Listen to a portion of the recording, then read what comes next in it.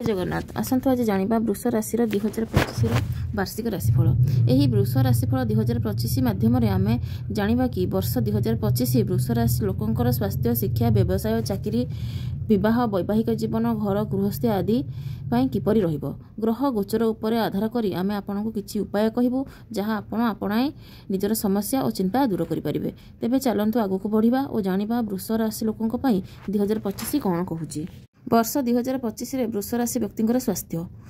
वृष राशिफल 2025 अनुसार स्वास्थ्य दृष्टि वर्ष 2025 सामान्य भाव में अनुकूल रहिबो।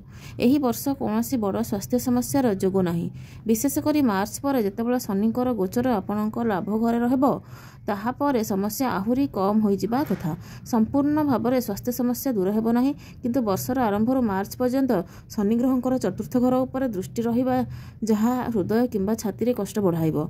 जहाँ हृदय किंबा फुसफुस संबंधित कौन समस्या प्रथम अच्छी तांकु एही प्रथम मास गुड़िकर किछि चिंता रही पारे, किंतु यहाँ पर शनिकर प्रभाव चतुर्थ घरे समाप्त हेबो। मई पर चतुर्थ घरे केतुंकर प्रभाव आरंभ होइजिबो। छोट छोट असुविधा एही अवधि रे मध्य रहिबो, किंतु बड़ समस्या कम हेबा परे आपण शांति रे निश्वास नै परिबे। यहाँ व्यतीत जदि आपण जोग किंबा व्यायाम इत्यादि करंती एवं तत्सहित सात्विक भोजन खाती तेबे मई मास पर बृहस्पति ग्रहंकर अनुकूलता आपणक स्वास्थ्य को आहरी भल करिवो। एबे चलंतु जानिबा वर्ष 2025 रे वृष राशि व्यक्तिंकर शिक्षा पई कोन अछि।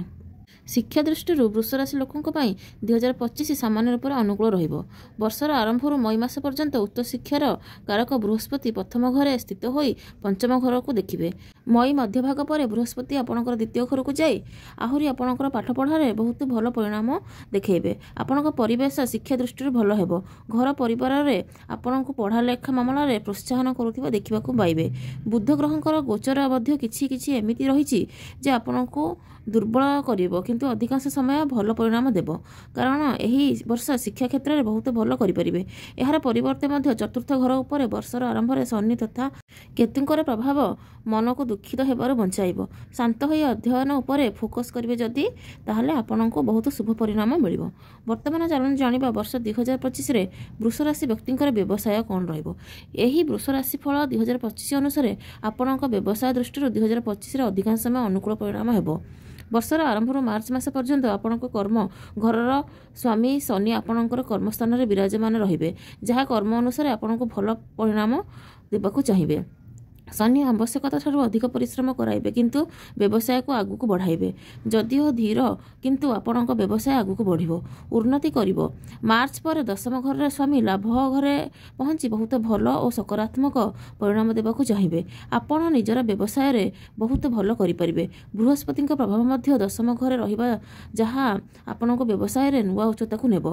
अर्थात वर्ष 2025 वृष राशि लोकंकर व्यवसाय पे बहुत भल परिणाम देबो। वर्तमान चलन जानिबा वर्ष 2025 वृष राशि व्यक्तिंकर चाकरी। वृष राशि व्यक्तिंकर चाकरी दृष्टि 2025 आपणक पई भल कुहाजिबो। आपणक षष्ठ घर स्वामी शुक्र एही वर्ष अधिकांश आपणकर चाकरी रे सहाय्य करिवे। मुख्य ग्रहंकर गोचर को देखिबा जदि तेबे दशम घर स्वामी वर्षर आरंभ दशम घरे रहिबे, जहाँ कामरे चाप पकाइबे, किंतु काम संपूर्ण हेबारे भल जोग रहिबो। आपणकर वरिष्ठ आपण मानकर कार्य रे बहुत भूल बाहर करिवे। मई मध्य भाग पर बृहस्पतिंकर गोचर आपणकर षष्ठ तथा दशम घर को प्रभावित करिवे। चाकरी रे भल परिणाम मिलबार संभावना दृढ़ देखा जाउछि। जदि आपण चाकरी रे परिवर्तन करबा को चाहिए तेबे एही वर्ष आपणको भल प्लेसमेंट मध्य मिलिबो। जदि आपणकर किछि सहकर्मी आपणको ईर्ष्या करूछन्ती तेबे सेथिरे आपणकर चाकरी ऊपर किछि प्रभाव पड़िबो नाही। आपण निजर कर्म अनुसार चाकरी रे भल फल प्राप्त करिवे। वर्तमान चलन जानिबा 2025 रे वृष राशि व्यक्तिंकर आर्थिक समस्या कौन रहिबो। वृष राशि लोकंकर आर्थिक स्थिति दृष्टि एही वर्ष 2025 वृष लग्न किंबा वृष राशि भल रहिबो। वर्षर आरंभ मई मध्य भाग पर्यंत आपणकर लाभ घर स्वामी प्रथम घर को जाई लाभ और प्रथम घर भल कनेक्शन जोड़िबे, जहाँ लाभ दृष्टि भल कुहाजिबो। अर्थात वर्षर आरंभ मई मध्य भाग पर्यंत आपण निजर परिश्रम अनुଯାयी भल फल लाभ करिवे। मई मध्य भाग पर लाभ घर स्वामी धन लाभ घरे पहुंचीबे, जहाँ केवल लाभ कराइबे, एथिरे साहाय्य करिवे नाही, बरं आपण संचय मध्य करिपारिबे। एमिति मोटामोटी देखिया गले 2025 वृष राशि आर्थिक पक्षर दृढ़ रहिबो। ବର୍ତ୍ତମାନ ଚାଲନ୍ତୁ ଜାଣିବା ବର୍ଷ 2025 ବୃଷ ରାଶି ବ୍ୟକ୍ତିଙ୍କର ପ୍ରେମ ଜୀବନ କ'ଣ ରହିବ। ବୃଷ ରାଶି ଲୋକଙ୍କ ପାଇଁ ବର୍ଷ 2025 ପ୍ରେମ ଜୀବନ ପାଇଁ ମିଶ୍ରିତ ପରିଣାମ ଦେଇପାରିବ। ଆପଣଙ୍କର ପାର୍ଟନର ସହିତ ଭୁଲ ବୁଝାମଣା ମଧ୍ୟ ଉତ୍ପନ୍ନ ହୋଇପାରେ। ଏହିସବୁ ମଧ୍ୟରେ ଅନୁକୂଳ କଥା ଏହା ଯେ ମଇ ମଧ୍ୟଭାଗ ପର୍ଯ୍ୟନ୍ତ ବୃହସ୍ପତି ଦେବ ପଞ୍ଚମ ଦୃଷ୍ଟି ସହିତ ଆପଣଙ୍କ ପଞ୍ଚମ ଘରକୁ ଦେଖିବେ ଓ ସେହି ଭୁଲ ବୁଝାମଣାକୁ ଖୁବ୍ ଶୀଘ୍ର ଦୂର କରିବେ। ଅର୍ଥାତ୍ ପ୍ରେମ ସମ୍ବନ୍ଧରେ କିଛି ଅସୁବିଧା ଆସିବ କିନ୍ତୁ ଶୀଘ୍ର ଦୂର ମଧ୍ୟ ହୋଇଯିବ। ମଇ ମାସର ମଧ୍ୟଭାଗ ପରେ ବୃହସ୍ପତିଙ୍କର ଗୋଚର ଦ୍ୱିତୀୟ ଘରେ ହେବ ଏବଂ କେତୁଙ୍କର ଗୋଚର ଚତୁର୍ଥ ଘରେ ହେବ। ଏହି ପ୍ରକାରର ଭୁଲ ବୁଝାମଣା ଦୂର ହୋଇଯିବ କିନ୍ତୁ ବାସ୍ତବରେ କରାଯାଇଥିବା ଭୁଲ କ୍ଷତି କରିପାରେ। ଅର୍ଥାତ୍ ପ୍ରେମ ସମ୍ବନ୍ଧରେ ସମସ୍ୟା ଆସିବ କିନ୍ତୁ ଶୀଘ୍ର ଦୂର ହୋଇଯିବ। ମଇ ମାସରେ ମଧ୍ୟଭାଗ ପରେ ବୃହସ୍ପତିଙ୍କର ଗୋଚର ଦ୍ୱିତୀୟ ଘରେ ହେବ ଏବଂ କେତୁଙ୍କର ଗୋଚର ଚତୁର୍ଥ ଘରେ ହେବ। ଏହି ପ୍ରକାର ଭୁଲ ବୁଝାମଣାର କାମ ହେବ ଯେ ଏହି ସମୟରେ ଶନିଙ୍କର ପ୍ରଭାବ ପଞ୍ଚମ ଘର ଉପରେ ରହିବ। ଯଦି ଆପଣ ପ୍ରକୃତ ପ୍ରେମ କରୁଛନ୍ତି ତେବେ ଏହି ବର୍ଷ ଆପଣଙ୍କୁ କୌଣସି ଚିନ୍ତା ହେବ ନାହିଁ, ବରଂ ସବୁକିଛି ଠିକ୍ ହେବ। ପ୍ରେମ ପ୍ରତି ସମର୍ପଣ ଭାବ ନ ହେଲେ ସ୍ଥିତିରେ ମାର୍ଚ୍ଚ ପରେ ଶନିଦେବ ପ୍ରେମ ସମ୍ବନ୍ଧରେ ସମସ୍ୟା ଦେଇପାରନ୍ତି। କିନ୍ତୁ ଯଦି ଆପଣଙ୍କର ପ୍ରକୃତ ପ୍ରେମ କରନ୍ତି ତେବେ ଚିନ୍ତା କରିବାର ନାହିଁ। ବର୍ଷ 2025 ବୃଷ ରାଶି ବ୍ୟକ୍ତିଙ୍କର ବିବାହ ଓ ବୈବାହିକ ଜୀବନ କିପରି କଟିବ ତା ବିଷୟରେ ଚାଲନ୍ତୁ ଜାଣିବା। ବୃଷ ରାଶି ଲୋକଙ୍କର ଯଦି ବିବାହ ପାଇଁ ବୟସ ହୋଇଯାଇଛି, ଆପଣ ବିବାହ ପାଇଁ ପ୍ରୟାସ ମଧ୍ୟ କରୁଛନ୍ତି, ତେବେ ଏହି ବର୍ଷ ଏହି ମାମଲାରେ ଆପଣଙ୍କୁ କିଛି ଭଲ ପରିଣାମ ଦେଇପାରେ।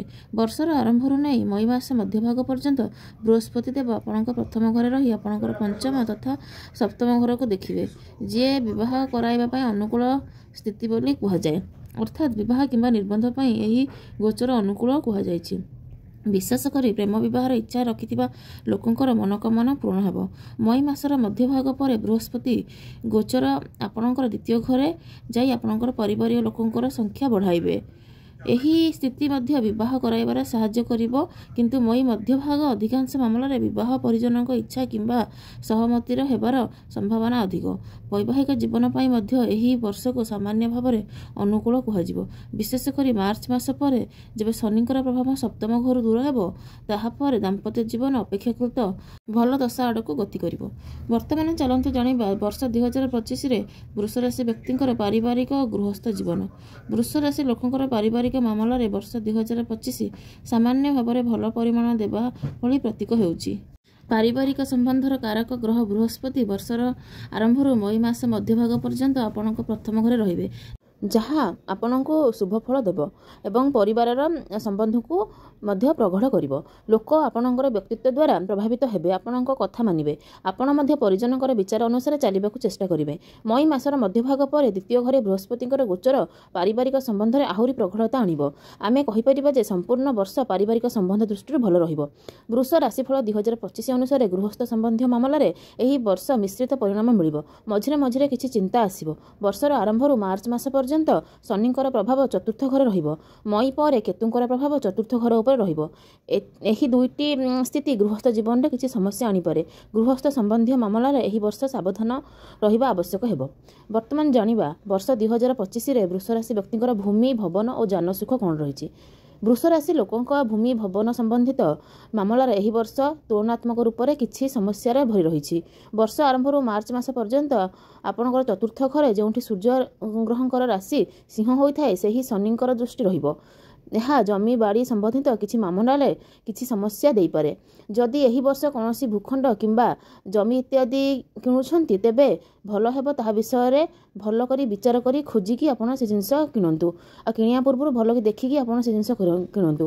ତାପରେ କୌଣସି ପ୍ରକାରର ବିବାଦୀୟ ଜମି ଆପଣ କିଣନ୍ତୁ ନାହିଁ।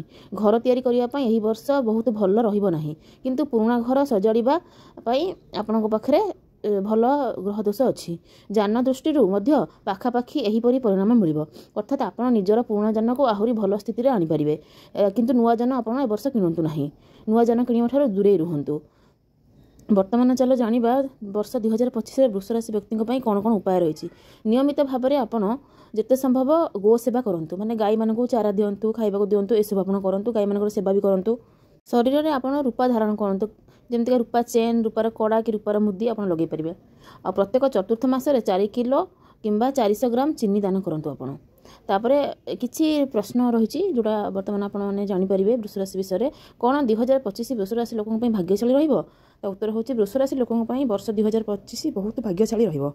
ଆପଣଙ୍କୁ ନିଜର କାମରେ ସଫଳତା ସହିତ ଭାଗ୍ୟର ସାଥ ଏବଂ ଆତ୍ମବିଶ୍ୱାସରେ ବୃଦ୍ଧି ଦେଖାଯିବ। ବୃଷ ରାଶି ଲୋକଙ୍କ ପାଇଁ ଶୁଭ ମାସ କେଉଁଟା ହେବ? କ୍ୟାରିୟର, ବ୍ୟବସାୟ ଇତ୍ୟାଦି ପାଇଁ ବୃଷ ରାଶି ଲୋକଙ୍କ ପାଇଁ ମେ ମାସ ଶୁଭ ଓ ଭାଗ୍ୟଶାଳୀ ରହିବ। ତୃତୀୟ ପ୍ରଶ୍ନ, ବୃଷ ରାଶି ଲୋକଙ୍କ ଧନ ପ୍ରାପ୍ତି କେବେ ହେବ? ଧନ ପ୍ରାପ୍ତି ଆର୍ଥିକ ସମନ୍ୱୟତା ପାଇଁ ବୃଷ ରାଶି ଲୋକଙ୍କ ପାଇଁ 2025, 26 ଓ 27 ବହୁତ ଶୁଭ ଅଟେ। ବର୍ତ୍ତମାନ ଆଜିର ଭିଡ଼ିଓରେ ଏତିକି ରହିଲା। ପୁଣି ଦେଖା ହେବ ନୂଆ ଭିଡ଼ିଓରେ। ଜୟ ଜଗନ୍ନାଥ।